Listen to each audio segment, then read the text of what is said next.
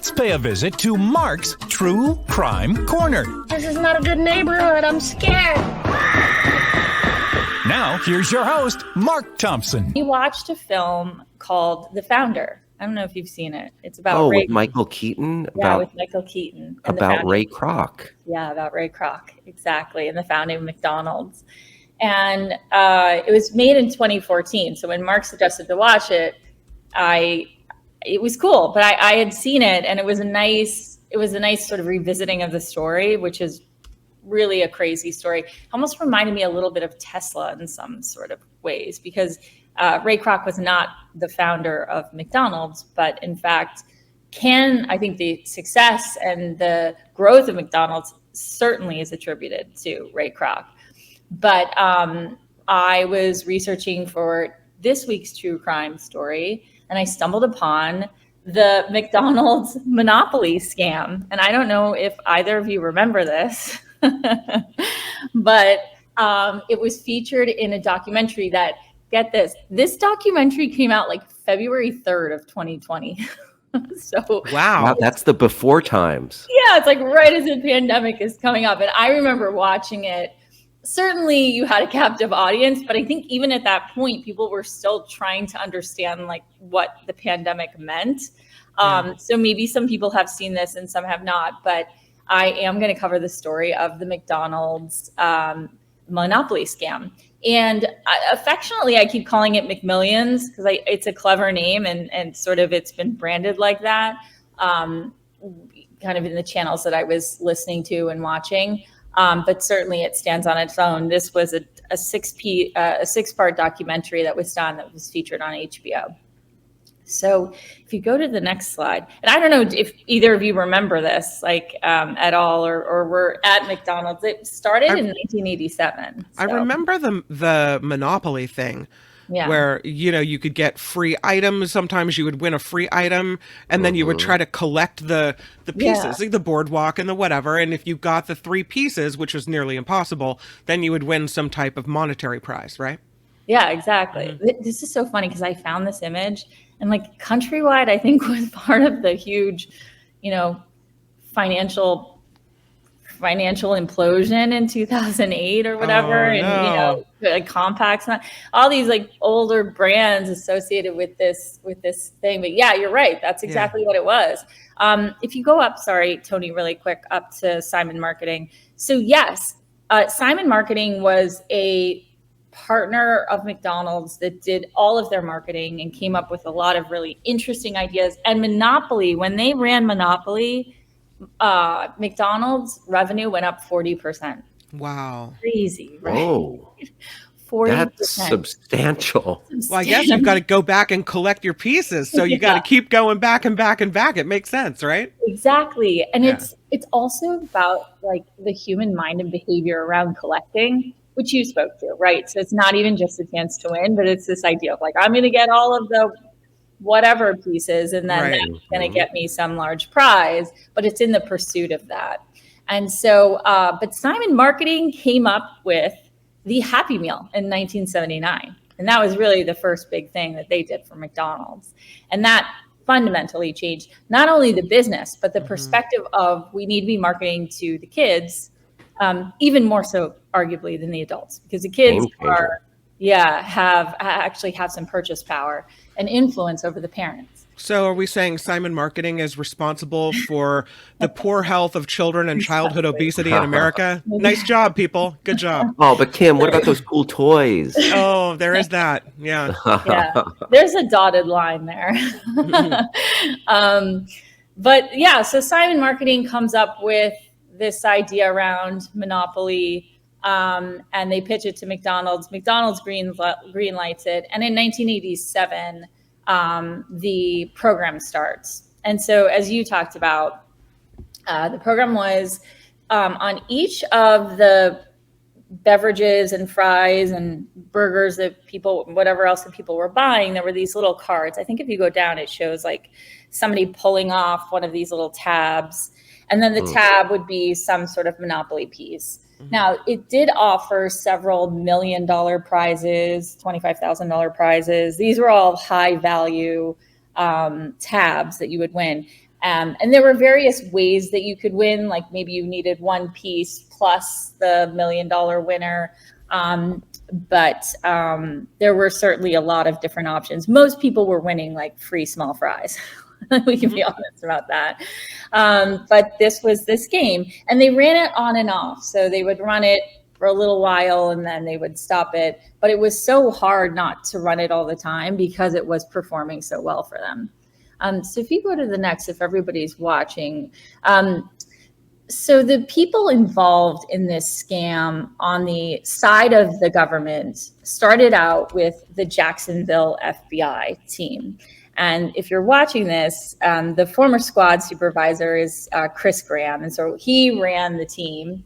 And it was his team that got a tip. Someone called in and they said, the McDonald's Monopoly game is rigged. It's rigged. It's a scam. And they said every single winner of the $1 million prizes is from the same family. What? Yeah. So that was big. Red flag. That's a big red flag. Now, I'll get to it in a second how this all happened. But this comes into the FBI. And if you go down, this gentleman here, his name's Doug Matthews. He's super funny. He's very charismatic. He's quirky. And you can tell that the other FBI agents are kind of like, yeah, Doug's Doug. That energy. But Doug is really the one that if you go down, there was a little tiny Post-it note, literally a Post-it note on one of the senior FBI agents' computers. And look at that old computer. Exactly. Yeah, right. Yeah. Mm-hmm. And Doug goes and says, I want to do this. I don't want to do what I'm doing currently, which was healthcare fraud. I want to do something more exciting. And so he looks into McDonald's and he looks into this call and he calls the informant, and the informant says, every single person that's won any of the big prizes, they are all related. It's a familial tree that's coming out of Jacksonville, and you should look into it. So he does. He starts to look into it. And if you go down, as he's looking into it, this name keeps coming up, which is Uncle Jerry. Oh, Uncle Jerry did it for sure. Exactly. and actually, because the name was Uncle Jerry, they immediately thought it was the mafia. Oh, really? Like the sort of name that you're given as sort of a representation of the hierarchy in the mafia is like uncle. And so they started to think like, oh, this is probably mafia related, this Uncle Jerry.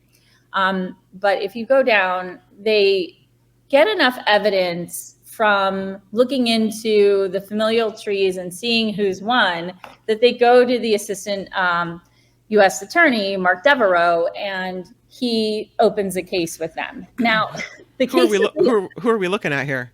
This is this is the Mark Devereaux. Okay. U.S. attorney, mm-hmm. And they were trying to come up for a name for the whole operation, and like I would have hoped that they would have come up with something like Hamburglar or something cool. You know what I mean? Like they're right.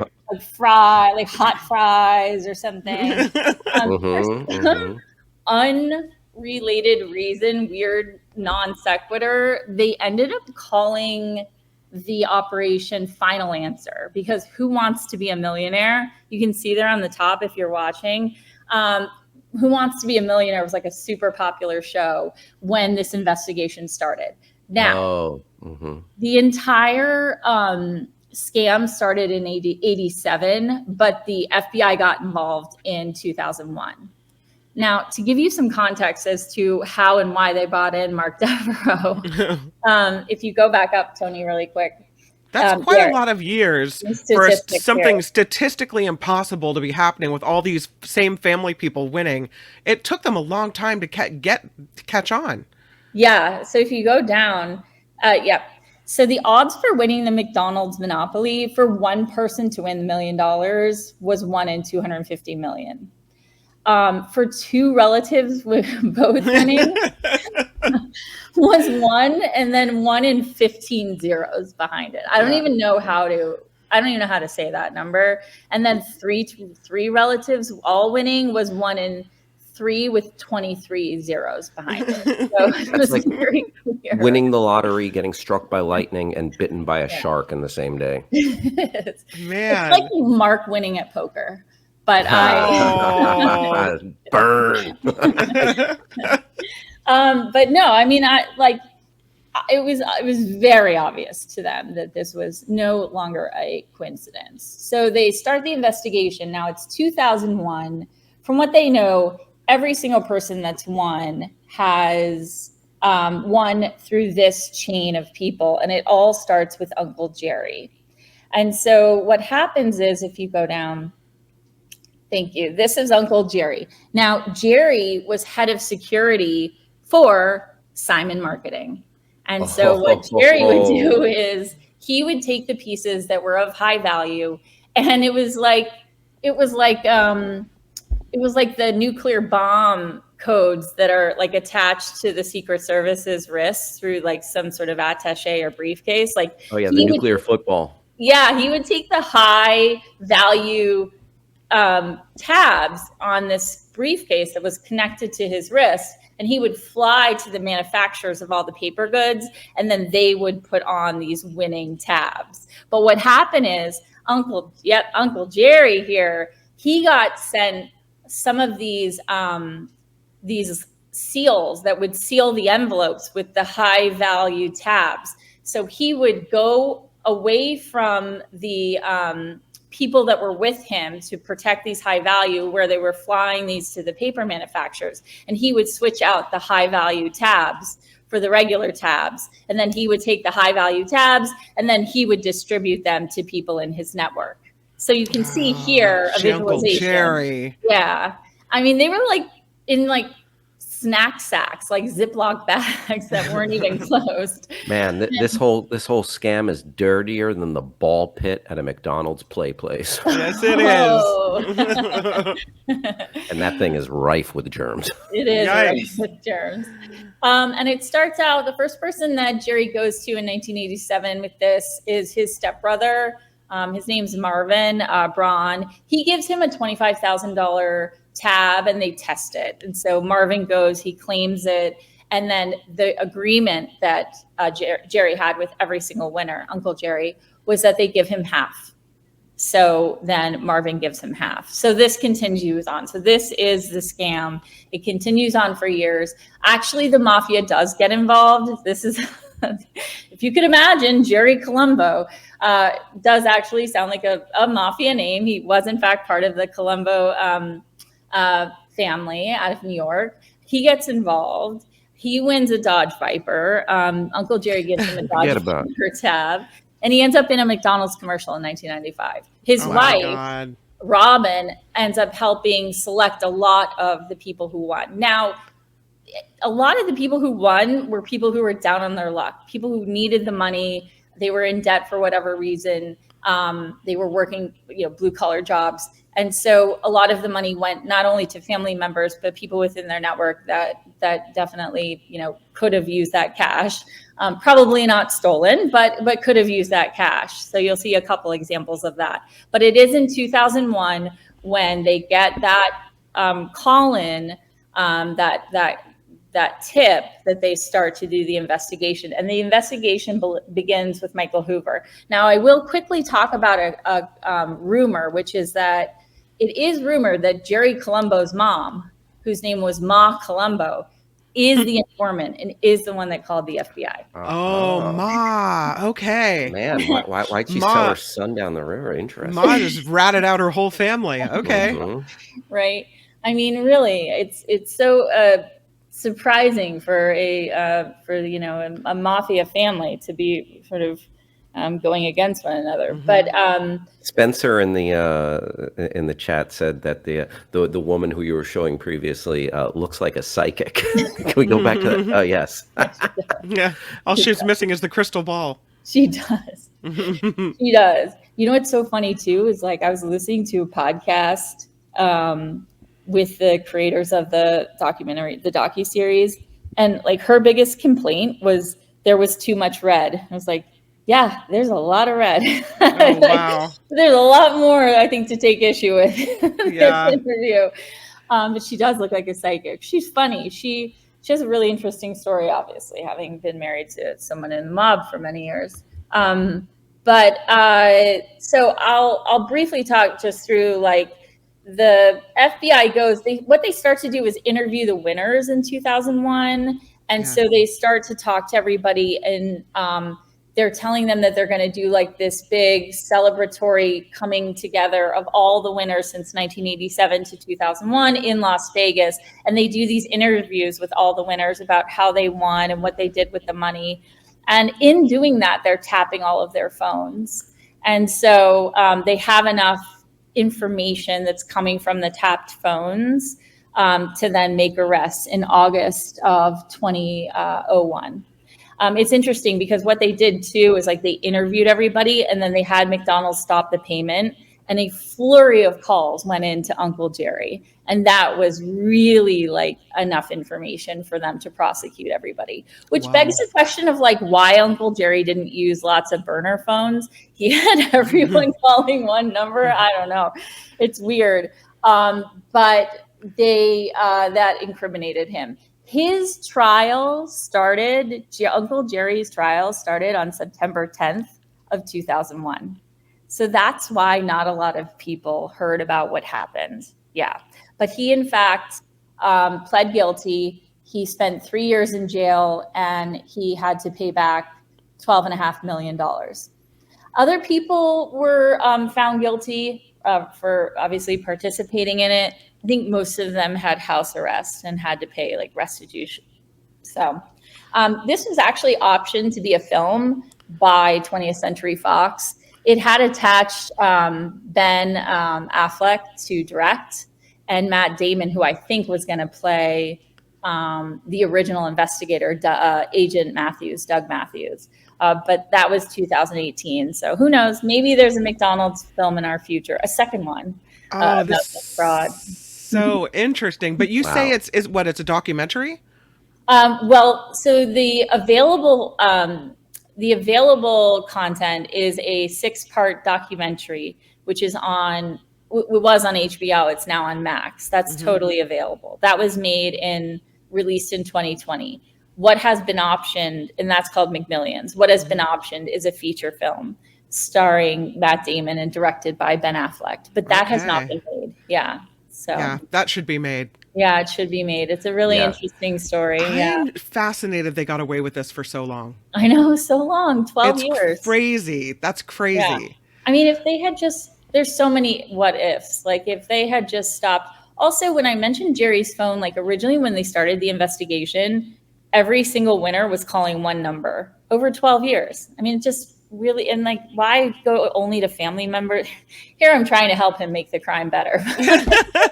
Well, like, if you had only been in charge, Ma, you got to call somebody who knows how to do this. No, but it's interesting. I mean, it's a chance thing, right? He was in the right place in the right time, and he got these seals, and he could seal the envelopes, and in that power, he could take out the high value tabs and replace them with, small fries. I think we're skipping over kind of the elephant in the room here, that this corruption continues to happen under Mayor McCheese's regime.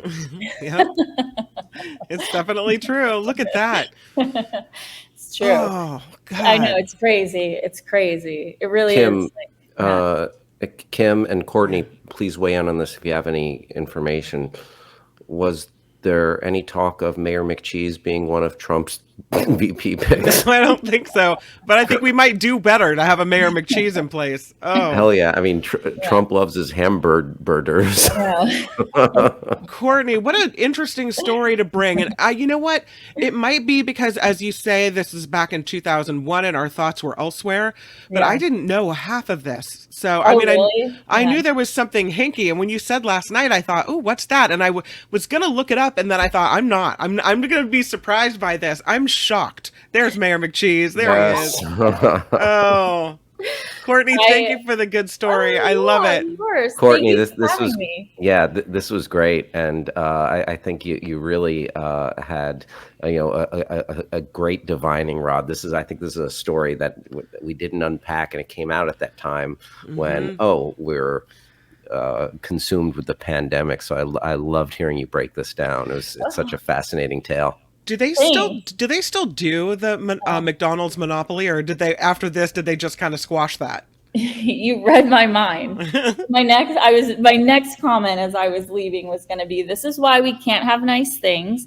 And so they no longer do it in the US, but they do it in other countries. Oh, okay. That makes so I don't know what sense. we're relegated with, because we don't go to McDonald's very much, but yeah. I like those breakfast sandwiches. I mean, I'm a sucker, and the fries. Yeah. But if it's a hamburger, I'm going to go to In-N-Out or someplace just a little better. Yeah. A little highbrow. Yeah. You're such a Californian, I'm telling you. True Crime Corner, only on the Mark Thompson Show. Hi, it's Mark, and I thought that was great. Hit the notification bell, you'll know whenever there's a new video being dropped, and please subscribe to our channel to help us save the universe.